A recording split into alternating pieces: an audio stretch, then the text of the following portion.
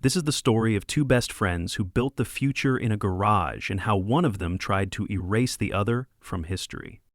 We created something powerful. He stole it, claimed it, stood alone on stage while I disappeared into silence. But what he didn't know? I left a back door, and while he built a legacy on stolen code, I rewrote the ending.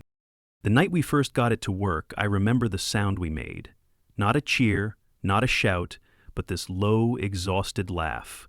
The kind of laugh that comes when you've run yourself raw and somehow still managed to finish the race.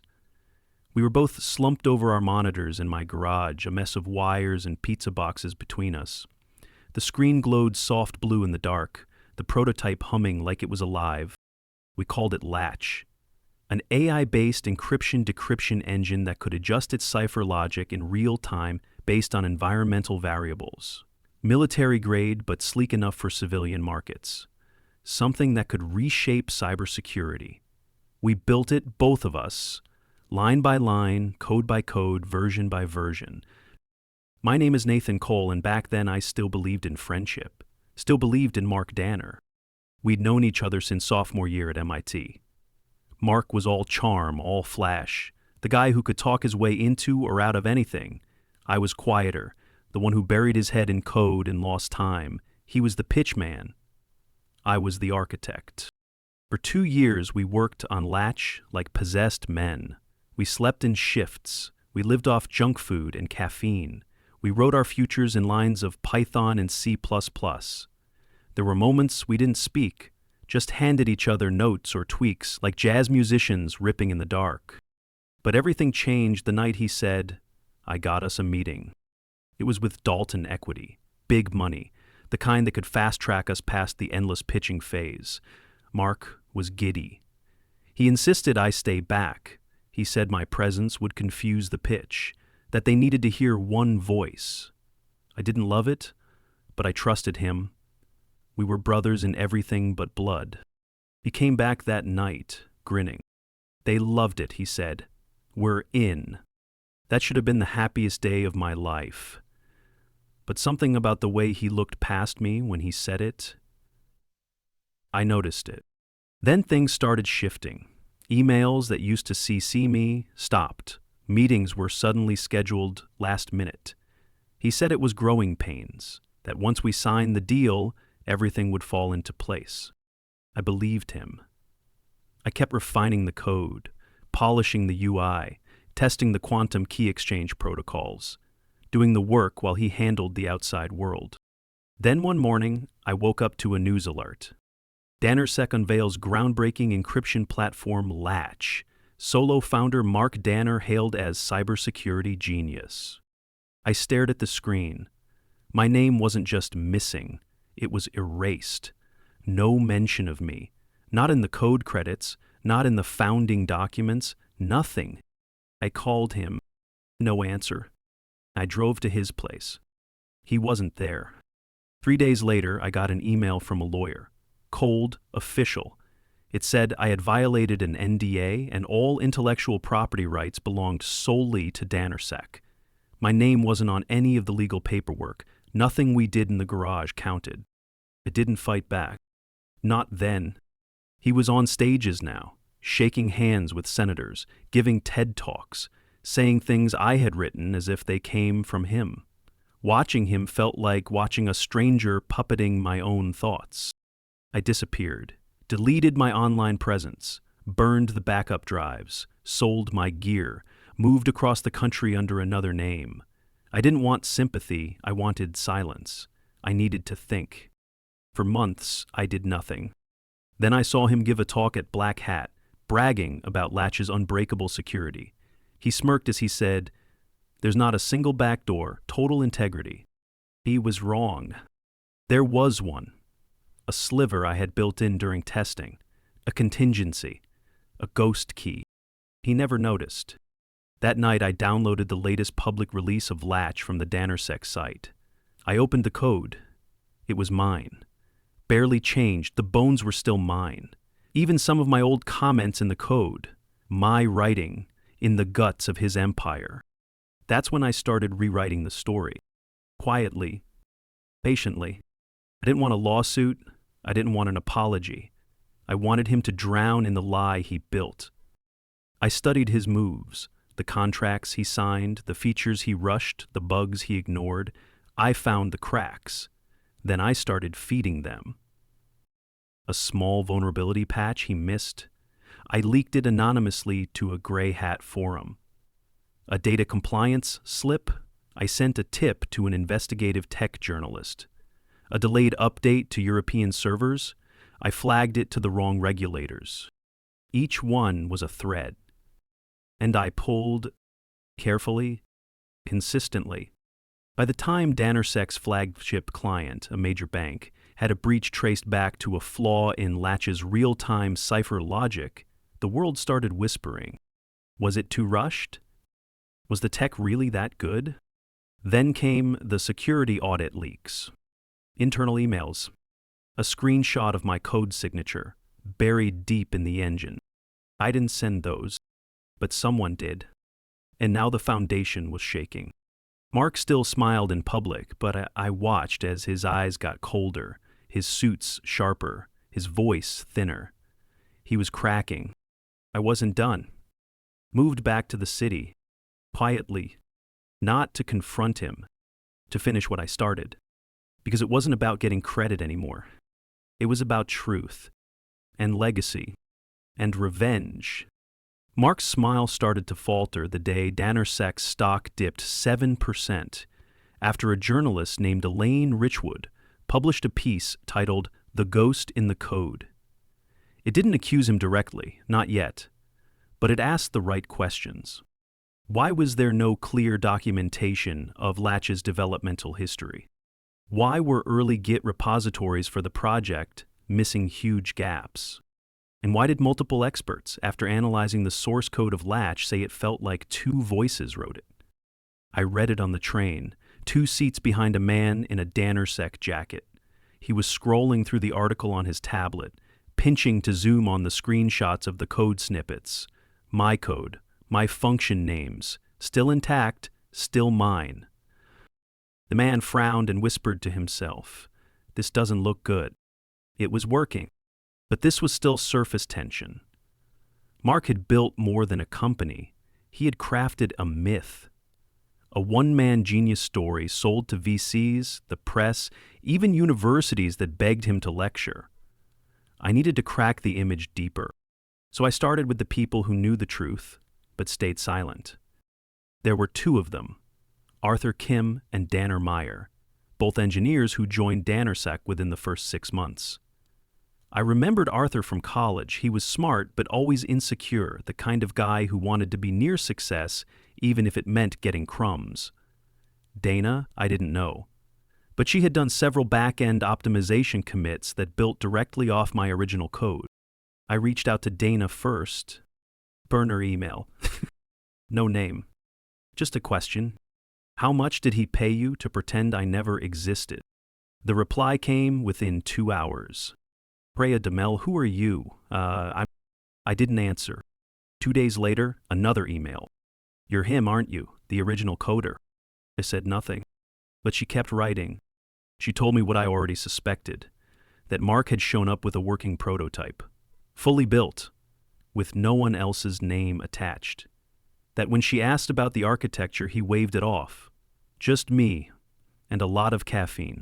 She knew it was a lie. She recognized the way the code was structured. No solo dev writes like this, she said. Too many fingerprints, too much collaboration. She wasn't stupid. But the money was good, the options even better, so she stayed quiet. Until now. She didn't want to blow the whistle herself. She wanted cover, a reason to speak. So I gave her one. I fed her a trail, not to me, but to the buried backups Mark thought he deleted. The encrypted drive I left at my cousin's place in Oregon, disguised as an old Linux install disk.